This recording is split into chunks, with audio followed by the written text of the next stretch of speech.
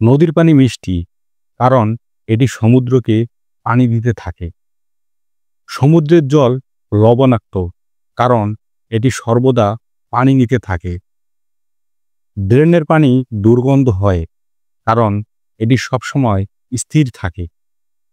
এটাই জীবন। দিতে থাকলে সবার কাছে আপনি মিষ্টি, নিতে থাকলে তেতো হবেন, আর থামলে সবার কাছে অকেজো মনে হবে। নাটক করে ভালো সাজা যায়, তবে সেটা বেশি দিনের জন্য নয়। মুখোশ একদিন ঠিকই খুলে যাবে, শুধু সময়ের অপেক্ষা।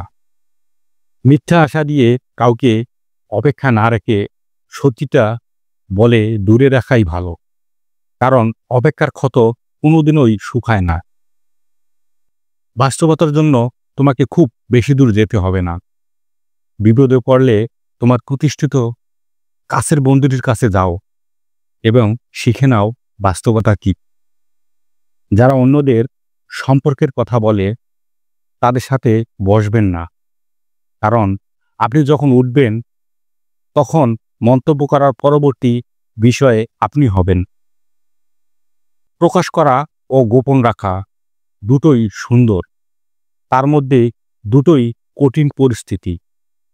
কখনো প্রকাশ করলে অপমানিত হতে হয়, কখনো বা জীবন থেকে অনেক কিছু বিলুপ্ত হয়ে যায়। জয় কখনোই দুই পক্ষের হয় না, তাই হেরে গিয়ে হতাশ নয়, বরং হেরে যাওয়ার কারণ বাহির করে নিজেকে জয়ের জন্য প্রস্তুত করো। মানুষের স্বার্থে যখন আঘাত লাগে তখন একটাবারের মতো চিন্তা করবে না যে তার সাথে কতটা ভালো সম্পর্ক ছিল। যেখান থেকে আপনার বিয়োগ করা হবে সেখানে আর নিজেকে যোগ করার চেষ্টা করবেন না, কারণ বিয়োগের স্থানে আপনি যোগ হলেও আপনার মূল্য সেখানে শূন্য। সম্মান জিনিসটা অনেকটা আয়নার মতো, তুমি যতটা দেখাবে ঠিক ততটাই ফিরে পাবে। ব্যস্ততার মাঝে যে জিনিসটা হারিয়ে ফেলে সেটা হচ্ছে সময়। ক্লান্ত হলে মানুষ যেটা হারিয়ে ফেলে সেটা হচ্ছে শক্তি, আর স্বার্থের মধ্যে যেটা হারিয়ে ফেলে সেটা হচ্ছে মনুষ্যত্ব।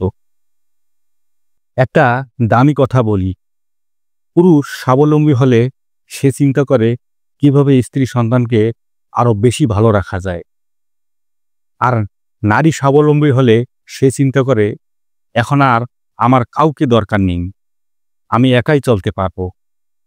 আর এজন্যই হয়তো আমাদের দেশে শিক্ষিত নারীরা ডিভোর্সের শীর্ষে রয়েছে। মানুষ হারানোর যন্ত্রণার চেয়ে বিশ্বাস হারানোর যন্ত্রণাতেই আমরা ভেঙে পড়ি বেশি। জীবনটা সেই মানুষটার সাথে কাটানো উচিত যার চেহারা চেয়ে মনটা বেশি সুন্দর।